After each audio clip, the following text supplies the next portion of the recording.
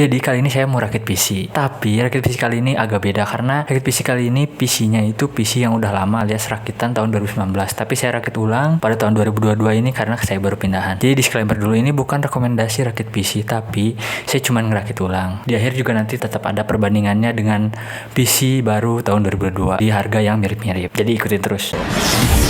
AM to the PM, PM to the AM. If I quit your PM, I still rock Mercedes home. If I quit this season, I still be the greatest. Sebenarnya saya ada rencana untuk upgrade PC di tahun 2022 ini. Tapi saya lihat-lihat katanya kabar AM5 akan diumumkan pada bulan ini. Jadi tunggu aja kabar-kabar baru di bulan ini. Siapa tahu bulan ini atau bulan depan atau akhir tahun itu keluar AM5. Jadi saya tetap pakai PC tahun 2019 ini yang saya rakit waktu itu. Nah, apa aja komponennya? Nah, prosesornya adalah Ryzen 5 1400. Prosesor ini dirilis pada tahun 2017, tapi saya beli waktu 2016. Jadi saya waktu itu beli di Taiwan, alias nitip ke temen yang magang di Taiwan. Waktu itu di Indonesia harganya 1,4 juta. Tapi waktu saya tanya teman saya yang magang di Taiwan, ternyata harganya hanya 900 ribuan. Jadi lumayan kan, hemat 500 ribuan. Prosesor ini hanya 4 core 8 thread. Jadi agak kurang mumpuni untuk tahun ini, tapi nanti kita lihat di pengetesannya. Nah, prosesor ini juga masih fabrikasi 14 nanometer dengan TDP 65 watt. Ryzen 5 1400 ini hanya memiliki base clock di 3,2 GHz dan boost clock 3,4 GHz. Dimana kalau dilihat dari spesifikasi prosesornya agak kurang mumpuni kan di tahun 2022. Kalau saya cek harganya di Tokopedia pada tahun ini Agustus 2022, harganya itu sekitar 1 jutaan lebih dikit. Jadi kalau menurut saya mending kalian beli Ryzen 5 4500 yang Renoir atau Intel Core i3 12100F. Untuk motherboardnya saya cuma pakai motherboard yang affordable di harganya waktu itu. Harganya cuma sekitar 850 ribuan, tapi memiliki fitur yang banyak sekali. Motherboard ini yaitu Gigabyte A320 S2H V2 Rev 1.1. Pokoknya namanya itu panjang. Motherboard ini emang tulisannya A320, tapi memiliki chipset B350 sehingga memungkinkan untuk overclock prosesornya. Oh iya, dan kerennya lagi, di website resminya ternyata masih support sampai Ryzen yang versi sekarang. Tapi ingat ya, walaupun ini support, tapi belum tentu bisa memaksimalkan prosesor tersebut. Jadi bijaklah sebelum membelinya, oke? Untuk RAM-nya saya menggunakan Team Elite Vulkan Z 2x8GB. Kit 16 GB di 2666 MHz. Biasanya saya overclock RAM ini sampai ke 3200 MHz di CL18, agak dilonggarin gitu. Waktu itu saya beli RAM ini di harga 790 ribuan. Cuman kalau saya lihat-lihat lagi Tokopedia, ternyata masih banyak RAM-RAM yang lebih worth it daripada RAM ini untuk tahun ini. Untuk VGA-nya alias salah satu yang utama dari PC ini yaitu saya menggunakan RX 580. VGA penerus dari RX 480 ini masih sangat cukup untuk kebutuhan saya pribadi. Saya waktu itu ngambil varian yang 4GB VRAM. Jadi waktu itu saya ambil VGA ini dengan harga 1,3 jutaan. Jadi saya agak kaget itu karena waktu itu emang VGA-nya lagi turun-turunnya. Dan pas waktu tahun kemarin ya 2021, VGA ini tuh sampai nyentuh 5 jutaan. Awalnya saya pikir, wah kayaknya kalau dijual cukup enak gitu ya. Tapi pada tahun kemarin itu VGA ini saya sangat butuh banget. Jadi saya nggak jadi jual. Padahal lumayan ya, untung 500% gitu. Tapi ya udah, saya pakai sampai saat ini dan tidak pernah ada masalah sama sekali. Saya pikir ini VGA bekas mining, tapi sampai sekarang udah sekitar 3 tahun masih penggunaannya nyaman sekali. VGA ini memiliki 2 port HDMI, 2 port DisplayPort, dan 1 port DVI-D. Sebenarnya spesifikasi di atas kertasnya itu masih mumpuni untuk tahun ini. Cuma nanti kita coba tes juga ya di benchmarknya. Untuk storage-nya saya menggunakan full SSD di PC ini. Cuman ada hard disk eksternal untuk backup file-file yang ada di SSD yang jika udah penuh. Nah, untuk di OS-nya saya menggunakan SSD dari Adata yaitu XX6000 Lite yang 256GB. Dan untuk di program-programnya saya menggunakan Bulldozer 240GB. Dan untuk penggunaan gaming saya menggunakan SSD dari tim GX2 yang 512GB. Jadi ada 3 SSD di PC ini. Oh ya, harga yang dicantumkan di video ini itu harga yang saya beli waktu itu ya. Jadi jangan salah tangkap kalau harganya di tahun ini beda. Nanti saya cantumin juga sebenarnya untuk harga-harga komponen ini di tahun ini kalau ada. Nah, dari semua komponen tadi, ini adalah komponen yang paling krusial dan jangan sampai salah pilih, yaitu power supply. Power supply yang saya gunakan adalah Deepcool DN500. Waktu itu harganya sekitar 500 ribuan dan udah 80 plus, affordable juga di harganya. Waktu itu saya saingannya cuman dari Corsair VS, kalau nggak salah VS berapa 450 watt gitu nggak salah, dan saya udah menggunakannya 3 tahun gak ada masalah sama sekali, jadi itu. Nah, untuk casingnya saya cari casing yang temanya hitam putih, dan saya dapat dari Techwear, yaitu Techwear Nova M. Casing ini sangat cocok untuk tema setup saya yang hitam putih. Casing ini juga agak cukup sedang ukurannya, yaitu mid tower, dan sangat estetik juga, simple lah gitu. Tapi kekurangan dari Techwear Nova M ini yaitu kabel manajemen yang cukup sempit, dan tempat-tempat untuk penyimpanan kabelnya itu agak cukup sempit. Jadi waktu nutupin belakangnya itu agak ribet gitu, bukan ribet sih, perlu effort lah nutupnya. Jadi agak ribet itu pakai tangan, pakai kaki. Nah, itu komponen-komponen yang sudah saya pakai sekitar 3 tahun. Dan ada beberapa juga yang baru-baru saya beli, kayak SSD gitu. SSD yang tim itu saya baru beli di beberapa bulan lalu. Mari kita coba di benchmark ya. Tapi disclaimer dulu, benchmark ini saya nggak overclock prosesornya. Saya cuma overclock di RAM-nya, karena untuk RAM tahun ini itu banyaknya di sekitar 3000-an MHz kan, 3000, 3200. Jadi saya overclock di 2933 aja. Kalau 2600 kayaknya agak kurang gitu. Biar sama aja sama spesifikasi RAM yang keluaran tahun sekarang. Nah, Ryzen 5 1400 ini mendapatkan skor 611 CB di Cinebench R15.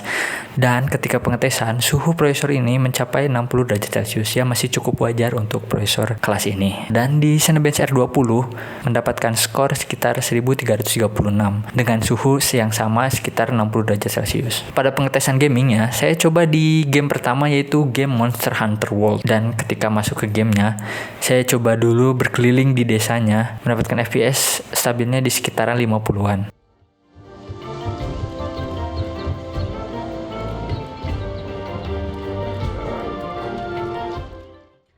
Nah, ketika masuk ke map untuk mencari monster, FPS-nya masih sama sekitaran 50-an sampai 60-an, dan kadang-kadang sih emang drop ke 40-an, tapi masih sangat playable untuk di game ini. Ketika battle pun masih sama, FPS-nya sekitar stabil di 50-an FPS. Pada pengetesan game kali ini, suhu VGA-nya sampai mencapai 80 derajat Celcius, jadi cukup agak panas ya untuk VGA-nya, makanya emang bising juga sih fan-nya. Dan untuk prosesornya di sekitaran 57 derajat Celcius.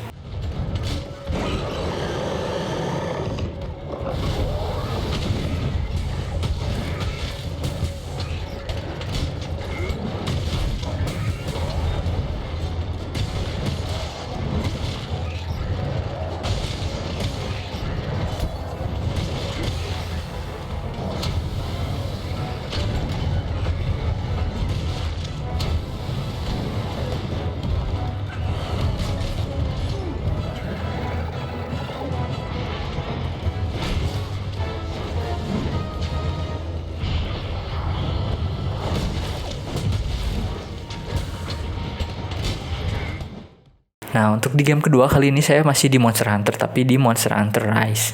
Di Monster Hunter Rise kali ini emang lebih ringan daripada game Monster Hunter World, karena portingan juga dari Nintendo Switch. Nah, saya settingannya masih sama di sekitar medium high. Dan ketika saya masuk ke gamenya, ternyata FPS-nya sampai di 80-an FPS, bahkan sampai nyentuh ke 90 FPS. Tapi ketika masuk ke air ada drop sedikit emang ke 70 FPS, tapi dropnya masih cukup wajar. Untuk di game ini sangat sweet spot banget untuk monitor saya, karena monitor saya ini support 75 Hz. Walaupun sebenarnya nggak terlalu beda banget juga sama monitor yang 60 Hz.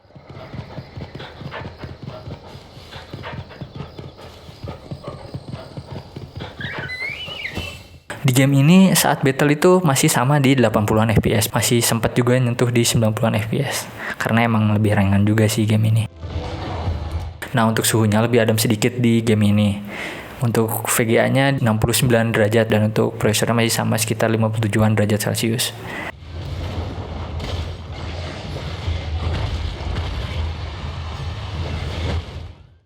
Mungkin cukup segitu ya si tes gamenya. Untuk pengetesan di produktivitas sebenarnya agak abu-abu juga sih, karena format video beda-beda, efek yang dipakai juga beda-beda, terus banyaknya footage juga beda-beda. Jadi saya cuma kasih gambaran aja. Render video 4K di Adobe Premiere Pro, video ini sekitar 15 detik, dan saat saya render membutuhkan waktu 40 detik. Sebenarnya nggak bisa jadi patokan juga sih untuk produktivitas, karena beda-beda juga penggunaannya.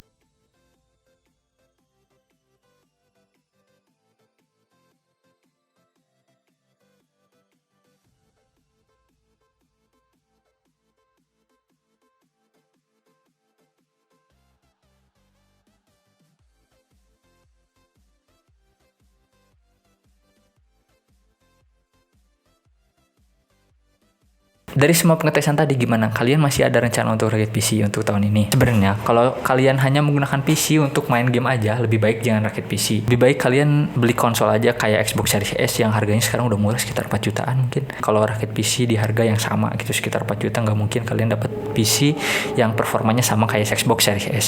Cuman emang kekurangannya konsol itu nggak bisa digunakan untuk produktivitas. Kalau untuk ringan-ringan seperti ngetik sih kalau Xbox Series S masih bisa. Kalau saya lihat di YouTube ya, untuk video Zoom, ketik dikit di spreadsheet, mungkin kalian bisa cek video di orang lain di YouTube, itu ada menggunakan Xbox Series S untuk penggunaan produktivitas. Tapi kalau kalian butuh PC, total harga PC ini adalah sebagai berikut. Dan saya juga cantumin beberapa komponen baru yang bisa kalian beli di tahun ini dengan harga yang hampir sama, karena saya juga ngerekomendasiin untuk merakit PC ini. Apalagi VGA-nya. Untuk VGA ini 99% di market itu pasti penggunaannya bekas mining. Jadi lebih baik kalian beli VGA baru aja daripada kalian beli kucing dalam karung gitu. Nggak tahu ntar pas beli tiba-tiba artefak, pas beli tiba-tiba nggak nyala gitu, atau gimana pun ya, pokoknya do with your own risk. Karena saya juga sebenarnya ini beli kayaknya bekas mining karena hoki itu harganya sekitar 1,3. Jadi gimana? Apakah ada rencana untuk rakit PC di waktu dekat ini? Karena harga-harga komponen PC juga udah mulai turun dan udah ada beberapa rilisan VGA yang udah mulai cukup worth it di harganya. By the way, jangan lupa like, comment, dan share kalau emang kalian mau like, comment, dan share. Tapi kalau nggak juga nggak apa-apa. Yang penting kalian mau nonton video ini pun udah sangat terima kasih. Pokoknya until next time. Terima kasih. Sampai jumpa di video selanjutnya. Dan yap. AM to the PM, PM to the AM. Tapi pada tahun kemarin